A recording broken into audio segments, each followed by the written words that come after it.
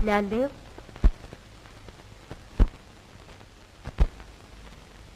दादा, तुम्ही म्हणत होता तेच खरं. हा समाज नको, हे लोक नकोत, आपण एकटेच आपल्या मार्गाने जाऊ. ज्ञानदेवा, मला सुद्धा एक वेळ वाटत होतं की आपण एकटेच आपल्या मार्गाने जावं, पण ही सगळी परिस्थिती बघून तू म्हणत होता तसंच केलं पाहिजे असं मलाही वाटू लागलं आहे. तू निराश होऊ नकोस आणि वैतागाच्या भरात तू आपलं ध्येय सोडू नको. मार्ग तेवढा बदल. कोणता मार्ग? समाज आज तुला आपल्यात घेत नाही तर समाजच आपल्याकडे येईल असं तू कर.